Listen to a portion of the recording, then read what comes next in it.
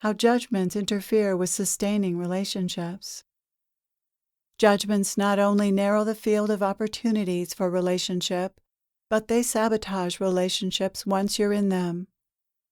Relationships that start out rosy often end up far from that, and you're left wondering what happened. What you once loved about another is now unappealing or overshadowed by what you don't like. Now all you can see is what you don't like, not what you do. This happens for a number of reasons. When the illusions that are part of falling in love drop away, you're left with a real person. The warts that were not immediately apparent are now visible. At first you saw only what you wanted to see, and now you see the truth. The beloved has qualities you don't like. The beloved is different from you. The discovery that the beloved has qualities that you don't like is actually not the tragedy you might assume. What's so terrible about someone having qualities you don't like? We give our preferences more meaning and importance than they deserve. To the ego, someone having qualities we don't like is a call to arms, or at least a call for change. The ego is very upset by others not conforming to its desires, but this upset is really unnecessary.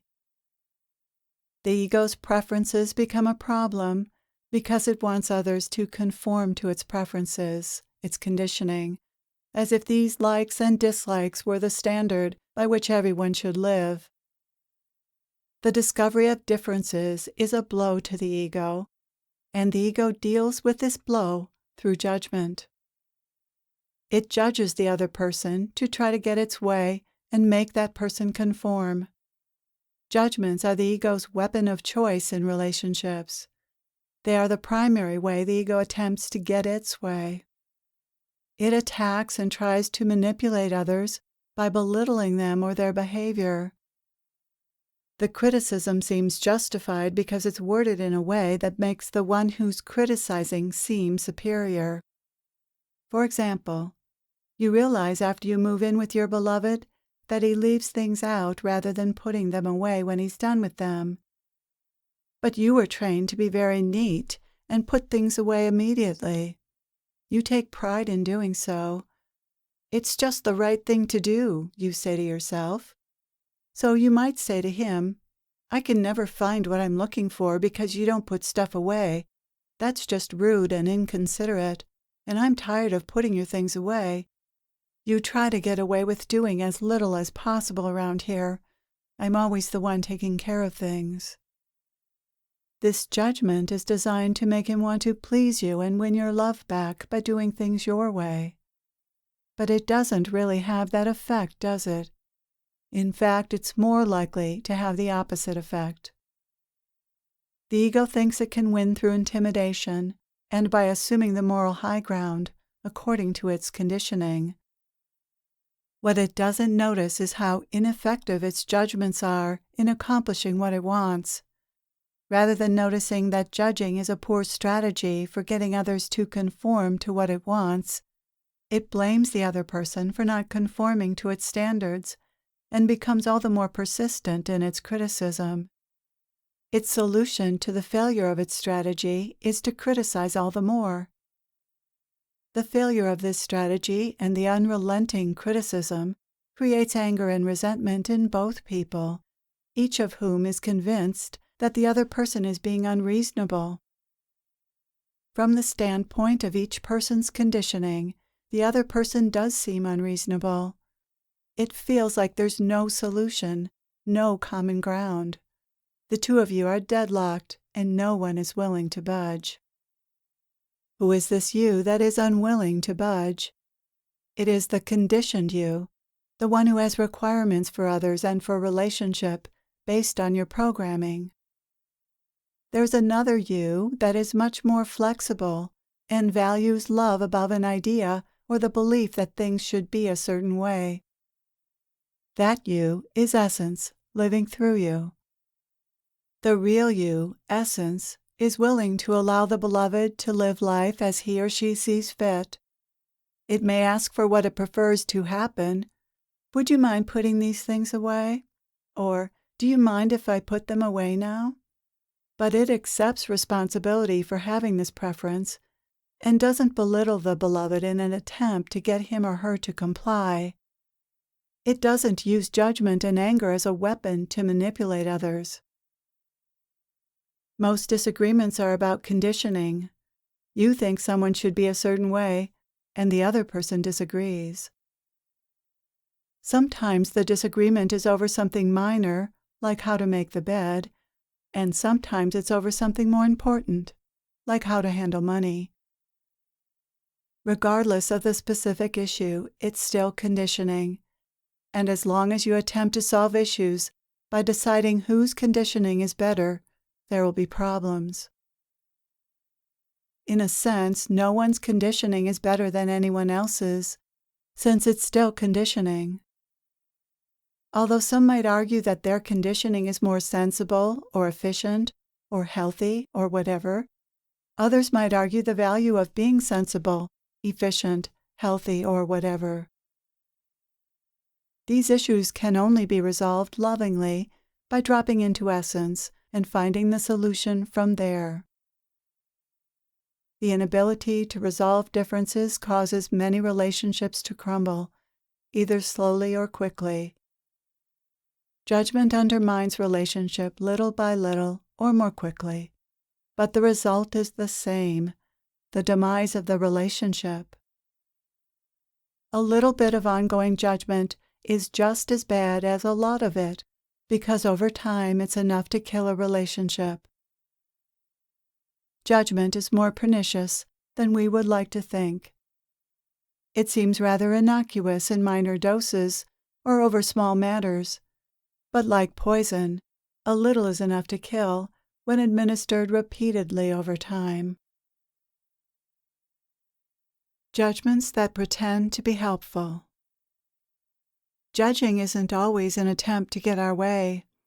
Many are aware of the tendency to use judgment in that way and don't indulge in it as they used to, but they're still not above judging for other reasons. Judgment often continues because we still think it has some value. We genuinely believe we have a duty to improve our partner by pointing out flaws, or what we consider to be flaws according to our conditioning. We're convinced that judging someone under these circumstances isn't only justifiable, but also the right thing to do. For example, if you notice your partner isn't changing the oil in the car often enough, you might use this as an opportunity to point out this flaw. You never remember to change the oil. Or you remind him in a way that doesn't comment on his character. Is it time for the oil to be changed? Or, are you planning on changing the oil soon? Or, I think it's time for the oil to be changed. One way assumes his behavior reflects something flawed about him, and the other is simply informative and potentially helpful. These two approaches have a very different effect. One leaves him feeling bad about himself and you, which won't make him want to be helpful. The other approach leaves him feeling respected. By giving information rather than judging, you're being a good partner in taking care of life's details, which is likely to result in cooperation. Or, for example, if you're concerned that your partner isn't eating healthfully, you might ask, "Are you having another bowl of ice cream?"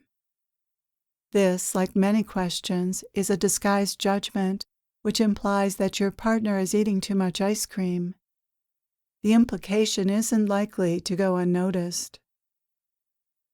In asking questions like these, you put yourself in the position of policing your partner.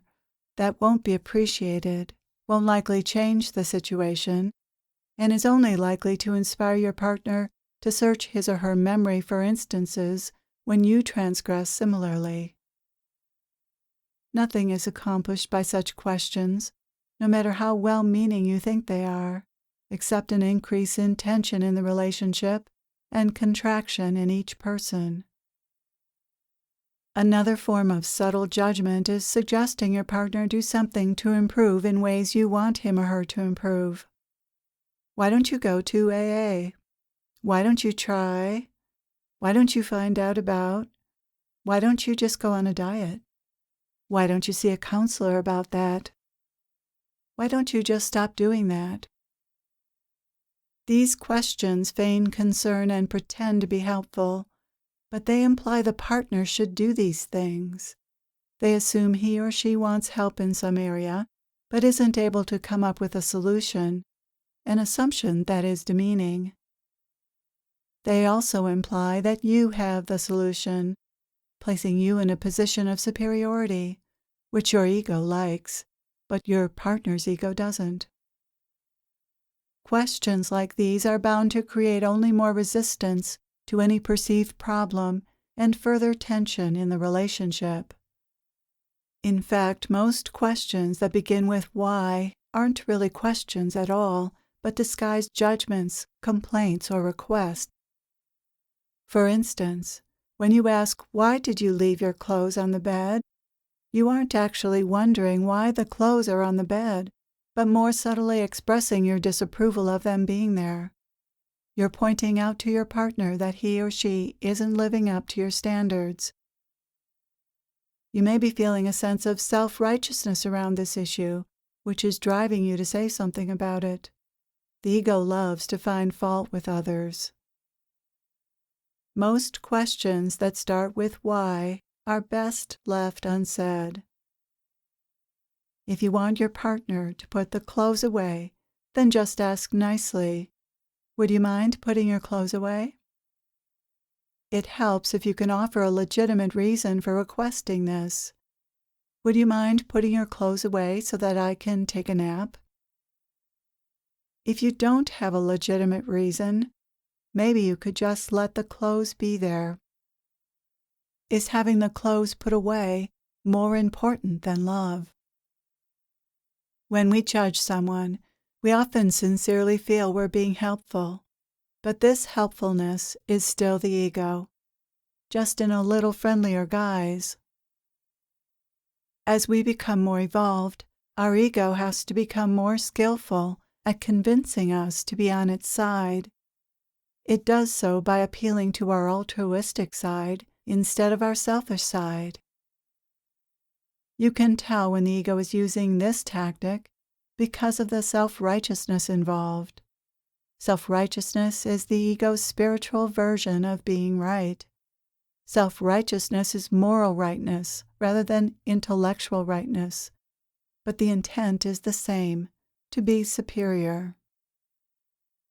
We feel justified in judging our partner if it's in the name or guise of helping him or her be a better person. The idea that we should help our partner grow is the ego using the fact that we do grow and taking on our partner's growth as its mission. While essence brings about this growth in its own way, according to a certain timing and plan, the ego attempts to make this growth happen on its own timetable and according to its ideas. This is just more manipulation. Who is it that wants the partner to be a better person? The ego does, of course, because our partner is a reflection of us and we want to look good. Pushing our partner to grow is just the ego wanting its way, but disguising its judgments as spiritual guidance. The ego is tricky. It can be difficult to see it operating in your life. Just when you think you're on top of it, it comes up with even more subtle ways to draw you into identification with it and out of identification with essence. In many respects, the ego is engaged in a battle for your soul, but essence isn't fighting. It's allowing the ego to do what the ego does and waiting for you to choose it over the ego. Essence is quietly waiting until you're tired of the suffering caused by the ego and you finally turn and give your attention to it. The ego's position is that it's your job to change and improve your partner. Let's be clear, that isn't your job. Etch this in stone somewhere. Put it on your mantle or pin it to your refrigerator. Let it sink into the depths of your being, because it is that important. It's the ego, not essence, that is motivated to change and improve your partner. Life through essence will change someone when and how he or she needs to be changed, and unless we're acting as a mouthpiece for essence, we have no business trying to change someone.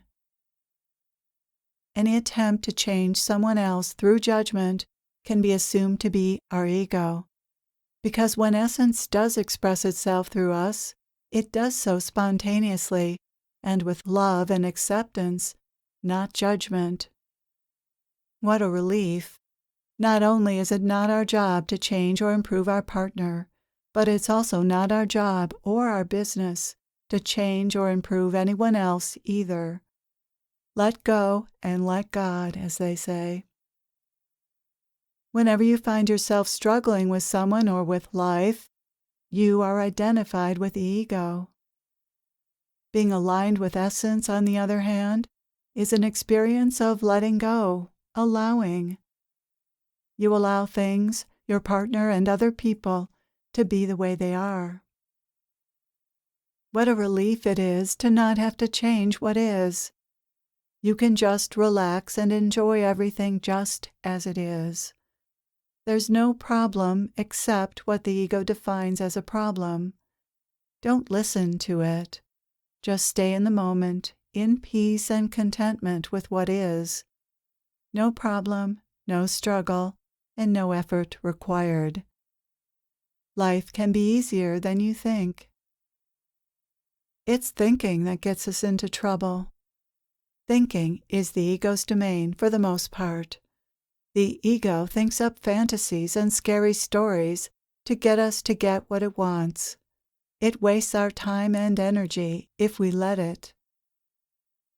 Essence has other plans, and if we let go of the ego's ideas and allow essence to express itself in our lives and relationships, everything goes so much better. Then it's possible to discover what love is really about.